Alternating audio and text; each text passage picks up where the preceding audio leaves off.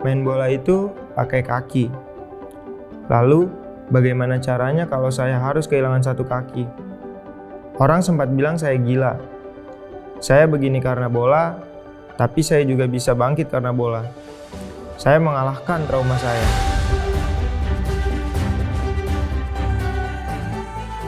Waktu itu aku masih 13 tahun, masih sekolah kan.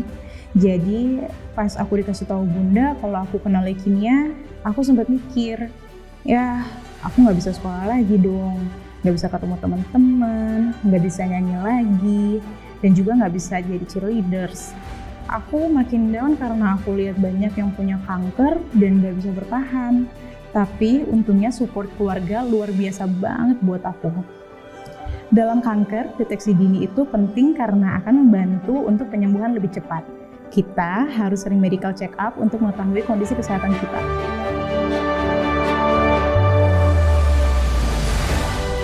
Banyak orang saat didiagnosa kanker bisa langsung menyerah. Merasa hidupnya sudah sampai di sini aja. Sampai-sampai sudah gak kepikiran untuk sembuh. Kalau aku enggak, aku mau sembuh. Jadi aku gak boleh takut menjalani setiap pengobatan. Selama kita masih hidup, itu berarti masih ada misi yang harus kita jalani. 3 anak muda yang baru saja kita lihat mungkin tampak biasa saja. Tapi menurut saya, mereka adalah anak-anak muda yang luar biasa. Sebagai penyintas kanker, didiagnosa memiliki penyakit berat itu tidak mudah. Tapi itu juga bukan akhir segalanya.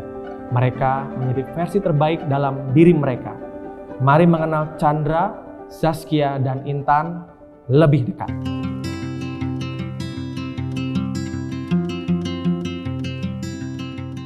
Chandra Wahyu Aji menekuni sepak bola secara serius sejak kecil. Saat ini, ia menjadi pelatih sepak bola dan futsal muda yang telah mendapat banyak prestasi. Harus kehilangan satu kaki karena kanker tulang yang ia derita, membuat Chandra sempat frustasi. Mimpinya untuk menjadi pemain sepak bola profesional seketika sirna. Ia sempat merasa down. Chandra sempat mengikuti seleksi internal di sekolah sepak bola untuk ikut serta dalam seleksi timnas U14. Namun, ia mengalami cedera. Karena merasa itu cedera biasa, kakinya hanya diurut saja, tapi kakinya tak kunjung sembuh. Setelah dibawa ke rumah sakit, Chandra divonis menderita kanker tulang ganas. Ia harus menjalani kemoterapi beberapa kali, hingga akhirnya dokter mengatakan salah satu kakinya harus diamputasi. Di saat saya merasa down dan harus mengubur cita-cita saya, ada seorang teman saya bilang kepada saya bahwa saya masih bisa berkontribusi di dunia sepak bola. Teman saya bilang kepada saya tidak bisa menjadi pemain bintang, tapi saya bisa mencetak pemain bintang. Dan disitulah saya merasa mimpi saya tidak sepenuhnya hilang. Itu menjadi titik balik saya, di mana akhirnya saya mendirikan sekolah sepak bola Putra Garuda Muda.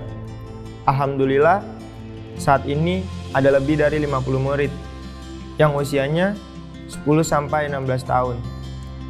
Saat ini saya fokus melatih untuk futsal. Alhamdulillah, sudah ada beberapa prestasi di turnamen futsal. Selain menjadi pelatih, Chandra masih aktif di beberapa kegiatan. Ia juga merupakan pemain timnas Garuda Indonesia Amputee Football atau INAF.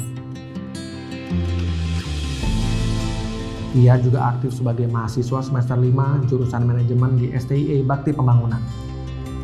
Serta turut aktif sebagai relawan peduli kanker.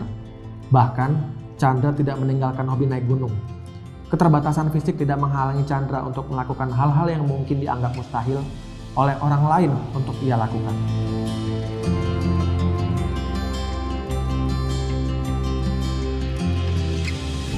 Tidak ada orang yang mau menderita kanker, namun menjadi penderita kanker tulang, bahkan harus merelakan satu kakinya diamputasi, tidak membuat Chandra putus asa begitu saja.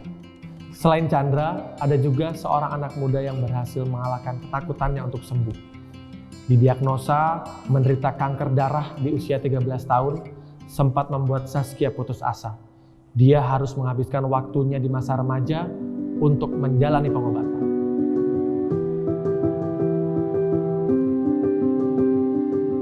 Tahun 2007, muncul ruam merah di tubuh Saskia. Kondisinya lemah selama hampir 2 minggu. Hasil pemeriksaan awal, Saskia terserang demam berdarah. Namun, ketika dilakukan pemeriksaan lanjutan, tim medis mengatakan bahwa Saskia menderita leukemia atau kanker darah dengan resiko tinggi.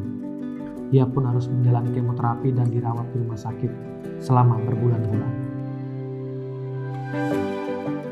Saskia harus menjalani homeschooling karena kondisinya tidak memungkinkan untuk melanjutkan sekolah formal. Namun, kegigihannya untuk belajar membuat dia tetap bisa lulus SMA tepat waktu.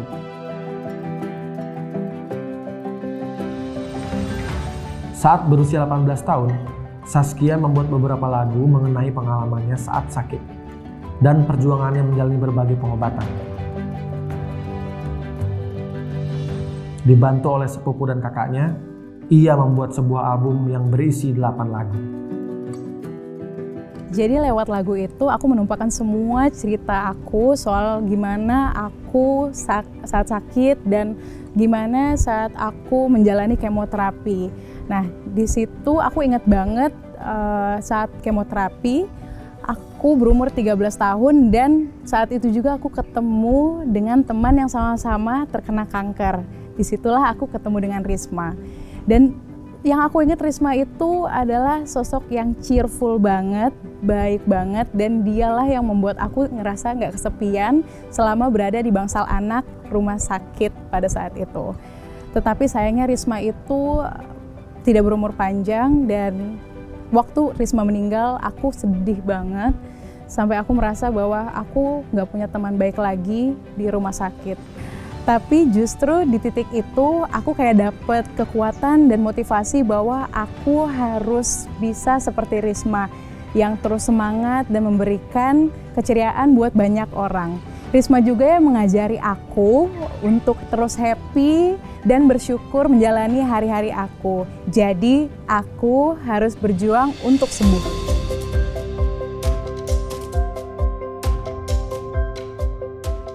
Saat ini Saskia aktif sebagai steering committee kanker anak se-Asia dan juga sebagai wakil ketua Cancer Buster Community, sebuah komunitas penyintas kanker anak yang berada di bawah naungan YOAI atau Yayasan Onkologi Anak Indonesia, serta aktif memberikan dukungan kepada pasien kanker anak dan orang tuanya untuk semangat menjalani pengobatan. Selain Chandra dan Saskia, ada satu lagi teman saya yang memiliki semangat luar biasa untuk sembuh. Namanya Intan Hasanah, yang juga seorang penyintas kanker. Ia didiagnosa mengidap kanker kelenjar getah bening stadium 4 pada tahun 2013.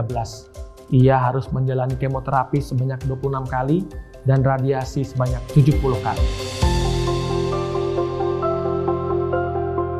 Pada tahun 2012, muncul sebuah benjolan di leher Intan. Karena merasa hal itu tidak biasa, ia segera memeriksakan diri ke dokter. Namun dokter memberikan diagnosa bahwa Intan terserang TBC dan harus mengkonsumsi obat TBC selama berbulan-bulan.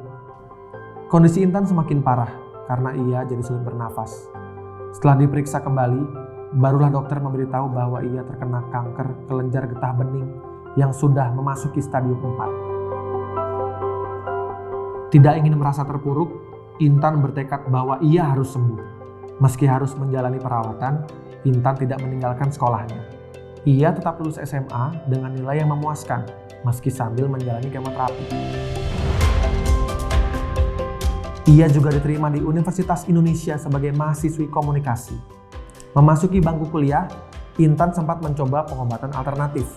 Namun hasilnya justru membuat kondisinya semakin parah. Ia sempat lumpuh selama beberapa bulan. Salah satu masa terberat sih, itu waktu aku lumpuh selama sekitar 1 tahun. Aku langsung balik lagi ke pengobatan rutin di rumah sakit. Jadi 6 bulan benar-benar gak bisa jalan, 6 bulan lainnya aku pakai tongkat. Struggle-nya luar biasa. Waktu itu pas aku lagi kuliah. Bersyukurnya, kampus aku fasilitasi aku untuk dapat kelas di gedung yang ada liftnya. Jadi itu ngebantu banget. Prinsip aku gak mau malas-malasan. Nilai aku harus tetap bagus.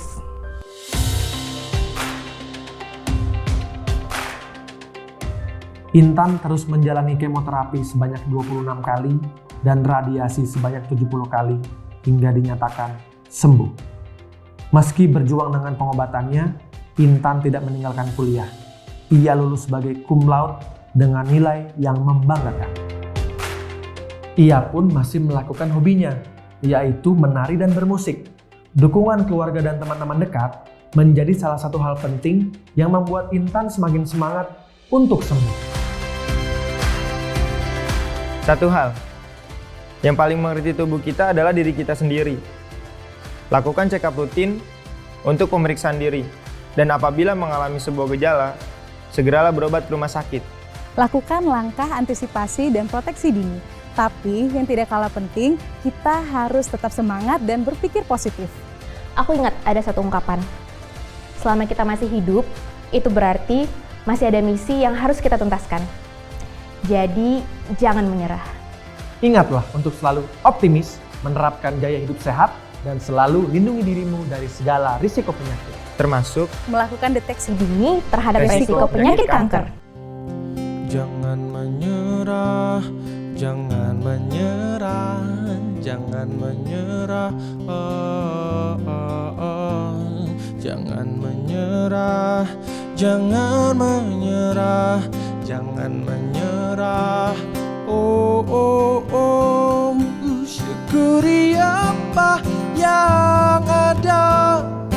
Hidup adalah anugerah.